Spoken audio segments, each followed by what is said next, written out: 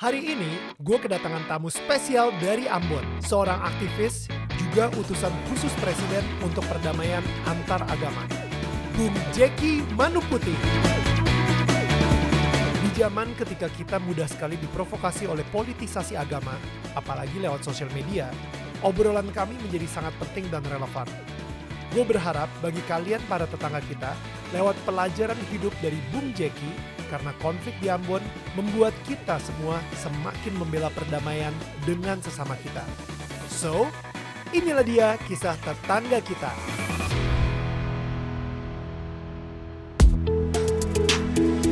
Hai, ini gua Daniel, tetangga kamu. Di sini gua akan ngobrol dengan tetangga gua tentang perjalanan hidup mereka dari kacamata spiritual di saat mereka mengalami situasi tidak pasti dan kekhawatiran, sampai bisa kembali bangkit menjadi orang yang lebih kuat dari sebelumnya. It's gonna be very exclusive and inspiring. Hai semua tetangga-tetangga yang gue sayangin dan gue cintain. Well, kembali lagi di Daniel Tetangga Kamu. Dan gimana kemarin itu 3 minggu berturut-turut kita tayangin apa yang terjadi di Daniel Tetangga Kamu live on stage. I really hope that you guys enjoy it. Karena kita ngobrol sama Banana, habis itu ada Miss Mary dan juga Mongol Stress. Tapi yang pastinya kita akan ada lagi Daniel Tetangga Kamu live on stage. Mungkin di bulan September. So it's gonna be super exciting. Dan kalau misalnya kalian belum sempat datang ke yang kemarin itu, kalian bisa mempersiapkan diri untuk nanti di bulan September. Nah, cek aja langsung di Instagram kita @DanielManantaNetwork. Kira-kira kapan, dan mungkin kalau misalnya kalian pengen gue pengen dong tetangga kita yang akan diajak ngobrol sama Daniel adalah si ini. Nah, tulis di kolom komentar atau mungkin kalian bisa tulis di Instagram kita. Jangan lupa juga untuk cek our official merchandise to become part of our tribe. Langsung aja cek di official toko di Tokopedia. Alright, itu tinggal langsung search aja DMN official merch dan kalian bisa langsung milih mana yang kalian suka. Mungkin kalian suka ala-ala ini nih, yang ini sekarang. But anyway, langsung aja, ini dia Pendeta Jeki Manuputih, tetangga kita hari ini. Halo. Apa kabar Bung Daniel? Senang bisa jumpa di sini. Thank you banget. Ini sebuah kehormatan Bung Jeki bisa menyempatkan hadir di sini karena kita kemarin itu baru aja ketemu di Ambon. Ya. Dan kita ngobrol-ngobrol di sini, banyak banget cerita-cerita hidupnya Bung Jeki yang menurut gue keren banget gitu ya.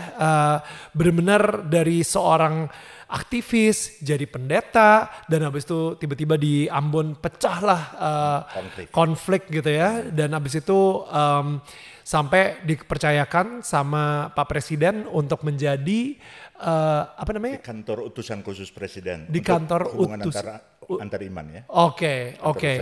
Itu luar biasa banget sih perjalanan hidupnya Bung Jeki itu ya. Jadi kayak ini dia kenapa gue ngundang Bung Jeki ke Daniel Tetangga Kamu, dan gue jujur pengen banget belajar juga dari Bung Jeki ya tentang banyak filosofi kehidupan yang mungkin impact dari sebuah perang di kota kecil tersebut, Ambon, perang konflik antar agama, and ya banyak banget yang pengen gue bahas hari ini gitu.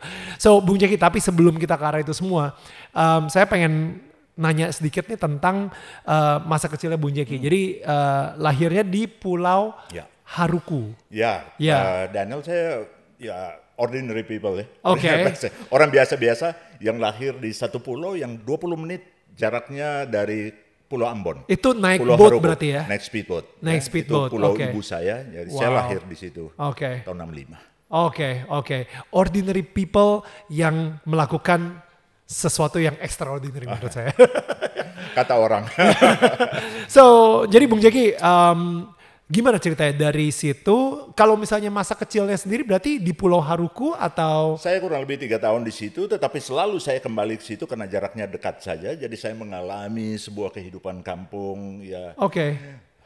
Bukit dan pantai dan itu yang buat saya sangat indah. Pulau Haruku itu boleh dideskripsikan gak sih? Saya benar-benar gak punya bayangan banget. Itu satu pulau kecil yang terdiri dari kurang lebih 13 atau 15 desa, Muslim dan Kristen selang-seling. Ya. Jadi sejak masa kecil saya mengalami kehidupan juga yang sangat majemuk. Ya, tetangga yang Muslim, dan lain-lain terdesa. Oh wow, oke. Dan kalau misalnya Ambon tuh jadi lebih kayak kota besarnya ya saat Ambon itu ya? ibu kota provinsi ya. Right. Tapi dekat saja, cuma 15 sampai 20 menit pakai speedboat dari desa Haruku tempat saya lahir. Banyak nelayan di situ di Haruku? Banyak. Oke. Pekerjaan rata-rata nelayan, petani juga, tapi banyak nelayan. Jadi ya itu kehidupan sehari-hari. Oke.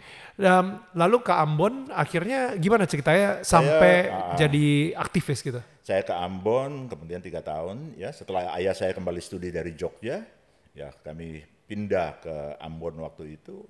Ya saya studi. Mulai TK sampai SMA selesai di situ. Oke. Dalam perjalanan studi saya, kerja-kerja aktivis sudah mulai saya ikuti lakukan. Triggernya apa sih kalau saya boleh tahu? Sebenarnya karena kesukaan. Oke. Saya bertumbuh dengan image yang sangat kuat tentang pulau, tentang kampung, tentang kehidupan masyarakat pesisir. Jadi ketika ada teman-teman NGO yang di kampus Universitas Patimura yang bekerja untuk masyarakat pesisir, saya mulai ikut. Mulai ikut karena saya senang dengan masyarakat nelayan dan lain-lain, lihat kehidupan mereka. Nah, itu kerja-kerja aktivis untuk pemberdayaan masyarakat pesisir sudah mulai dilakukan. Sampai kemudian saya pindah ke Jakarta untuk studi tahun 84 saya masuk sekolah teologi Jakarta. Oke. Kuliahnya ini teologi? Kuliah teologi di STT Jakarta di Proklamasi 27. Nah, itu kerja-kerja aktivis mulai lagi dilakukan. Saat itu saya mulai ikut teater ada teater buru dan lain-lain begitu, dan teater keliling dengan Yayasan Komunikasi Masyarakat, salah satu dari PGI waktu itu. Kemudian selesai saya studi filsafat. Saya ngambil filsafat di Sekolah Tinggi Filsafat Triyarkara. Sampai selesai sambil terus melakoni kerja-kerja aktivisme dan lain-lain seperti itu. Kemudian lebih banyak juga yang mengasah itu di teater Saya ikut dulu teater Sanggar Bahtera Koma, kemudian saya ikut almarhum Bung Remi Silado di Cipinang waktu itu. Kemudian paling terakhir dengan teater populer Teguh Karya, sempat mondok di situ beberapa tahun tinggal di Kebon Pala di situ Ini yang kemarin diceritain sama Lukman Sardi juga yang saya bilang ke Bung Lukman waktu kemarin kita ketemu Iya di Ambon. Saya ingatin karena dulu 25 tahun teater populer, almarhum Pak Idris mimpin musiknya. Right. Jadi kan musik Tanjidor dan lain-lain. Jadi kita tuh kan nyanyi grup tuh Jadi ketika harus nyanyi lalu biasa bawaan Ambon pikir langsung suaranya dibikin harmoni begitu. Suara dua. Agak-agak ke Beyonce gitu baru. Terus itu saya stop. Ada Ambon atau Manado di sini? Saya bilang saya pikir mau dipuji Saya Pak dimaki-maki. Kalau saya gak minta bikin suara begitu, jangan lu bikin suara kayak begitu saya bilang telan aja. Makanya kemarin waktu ketemu Lukman Sardi, saya ingat waktu itu. Bapak lo tuh maki-maki gue tuh lo. Tapi sebenarnya artinya standar-standar profesionalisme di dalam kerja itu juga memberikan input pada pengembangan kehidupan dan kerja-kerja bersama kita bertemu dengan orang-orang yang profesional di dalam berbagai bidang. Standar-standar itu kan bisa memperkaya kita, pengalaman kita. Motivasinya untuk sekolah teologi itu kenapa ya? Saya sendiri, kakek saya pendeta. Dulu dia mendoain saya untuk jadi pendeta. Jadi dia tarik menarik. Selesai saya masuk teologi waktu itu ditentang sama ayah saya. Saya nggak tahu, saya mendaftar aja dan masuk begitu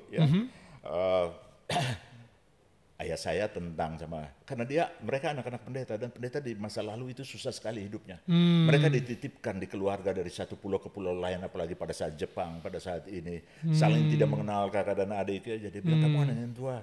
Nggak usah jadi pendeta, itu susah hidupnya dan lain-lain gitu Dan saya terus saja selesai, saya masih ngambil studi filsafat, bahkan saya menikah, baru putuskan kemudian untuk jadi pendeta.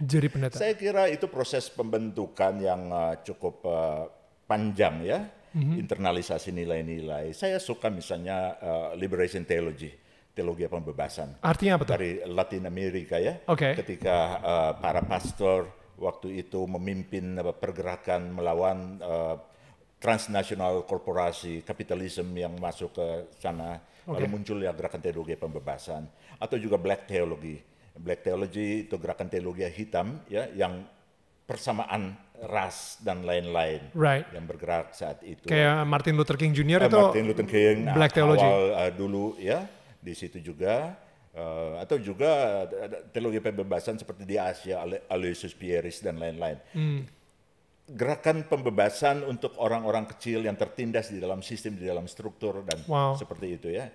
Itu saya suka, saya baca, saya ikuti dan saya diperkaya dengan, dulu di teater populer selalu ada diskusi film. Dan diskusi filmnya bukan yang Hollywood style ya. Film-film yang gak pernah masuk begitu dari film-film dari Eropa Timur dan lain-lain, itu kan suara-suara kemanusiaannya banyak sekali, atau dari Timur Tengah dan lain-lain. Jadi internalisasi nilai-nilai seperti itu ya, membentuk dalam diri saya memang sebuah gejolak, dan saat itu kan masih eranya demo dan lain-lain, NGO yang bergerak untuk memprotes kekuasaan Orde Baru dan lain-lain. Di situ ya semua blended ya, blended. Lalu saya pikir lah, gereja kan harus masuk situ. Gereja kan bukan cuma pemberitaan, pewartaan, sabda. Dia harus bergerak seperti Yesus. Yesus kan melakukan gerakan pembebasan. Seperti apa misalnya? Yesus bergerak pada basis-basis masyarakat nelayan. Yesus bergerak pada basis-basis masyarakat kecil. Ya, kayak pelacur. Semua pemberitaan ya di sekitar perjanjian baru adalah perjumpaan Yesus dengan orang-orang kecil. Di antara gembala, di antara pelacur, di antara ini dan lain-lain. Ya, bahkan ketika dia khotbah pertama kali setelah dibaptis di Jordan, kan dia masuk sinagogi itu, lalu dia khotbah, dia mengutip Yesaya 60. Untuk bilang, ketika roh Tuhan ada padaku, maka ia telah mengurapi aku untuk melakukan pembebasan bagi yang tertawan, untuk yang buta bisa melihat, dan seterusnya, untuk memberitakan tahun rahmat Tuhan telah tiba. Tahun rahmat Tuhan adalah tahun pembebasan, di mana kita harus bekerja, terpanggil untuk melakukan karya-karya pembebasan di dalam perjalanan sehari-hari. Jadi bukan cuma berkhotbah, bukan cuma sabda naratif, tapi tindakan pembebasan, dan itu dilakoni Yesus. Bahkan pembebasan dalam pengertian yang paling ekstrim ketika pembebasan dari dosa, dan dia harus memberi dirinya untuk taat sampai mati di kayu salib. Di situ lalu saya sebagai saya jadi pendeta. Makanya ketika saya jadi pendeta pertama kali, belum ditabiskan sebenarnya jadi pendeta. Saya kembali ke desa kampung tempat saya lahir. Haruku itu? Dikirim, itu kan mesti kita praktek untuk vikariat sekitar 1 tahun. Baru ditabiskan jadi pendeta. Di situ saya udah pimpin untuk mobilisasi perlawanan terhadap pertambangan. Itu pendeta macam apa itu? Itu tiap pagi kalau saya bangun tuh surat kaleng di dalam desa tuh. Provokasi, ini dong, saya dilaporin ke kantor sinode ya. Dia provokasi masyarakat untuk lawan pertambangan, tapi saya bilang sangat tidak adil karena ini sangat melabrak pulau-pulau kecil. Kalian bongkar ini, kampung saya ini pernah mendapat Kalpataru untuk lingkungan dan harus digerus oleh pertambangan.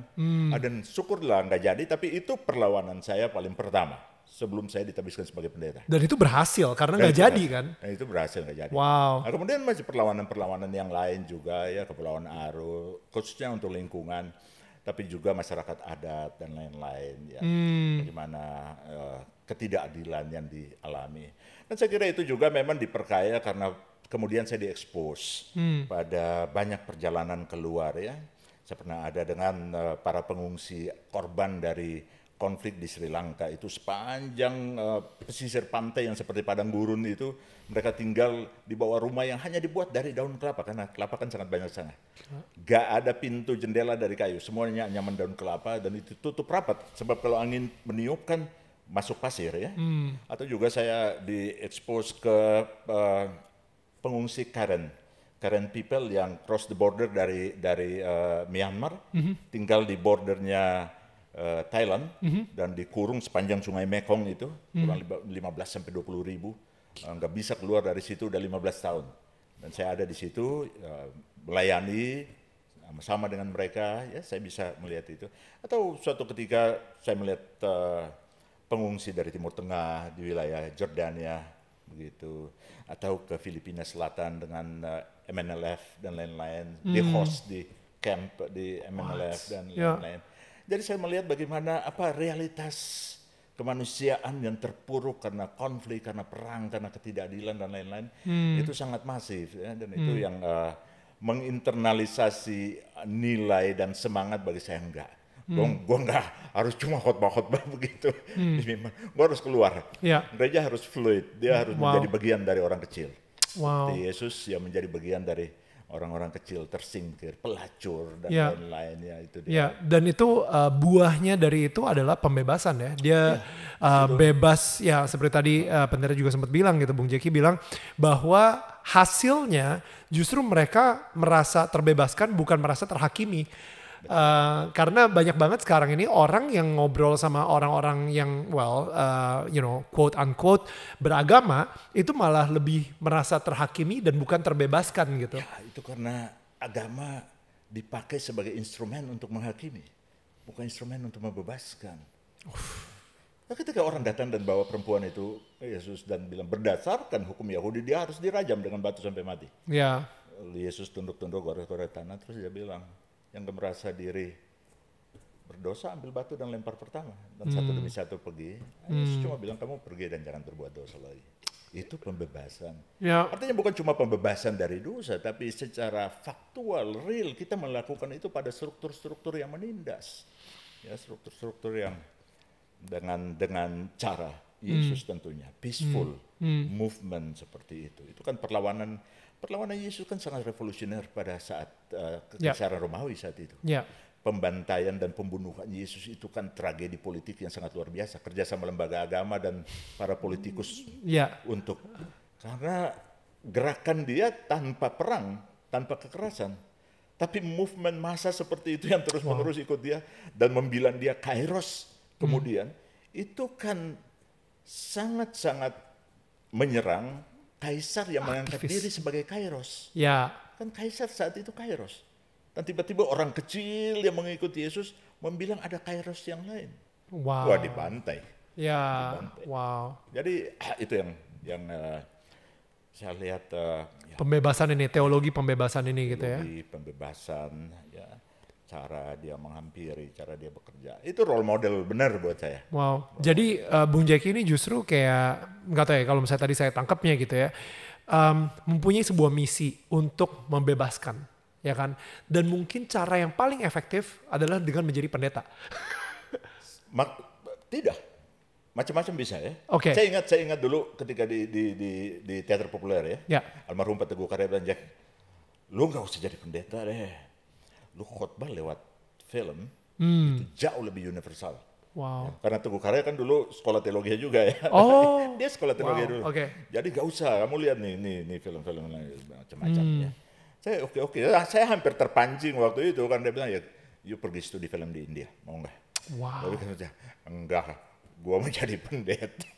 Terus dia bilang kenapa? Dia bilang oke, Pak Teguh, baik di film maupun ini message-nya sangat kuat.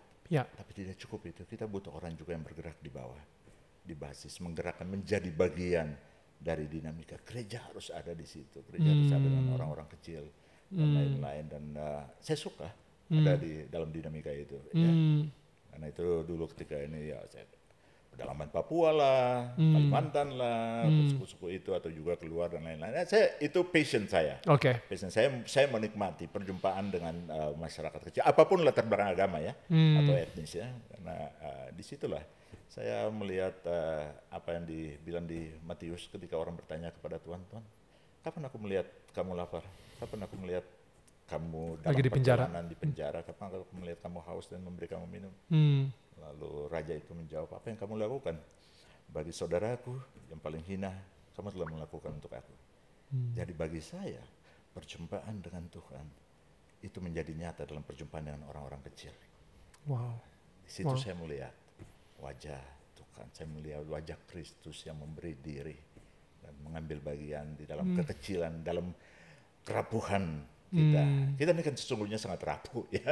Kemarin aja kan dibuktikan sama virus corona, apapun latar belakang dan kekuatan kita semua lumpuhkan di situ. Kita tiba-tiba dihempaskan pada panggung kerapuhan yang sama sebagai manusia.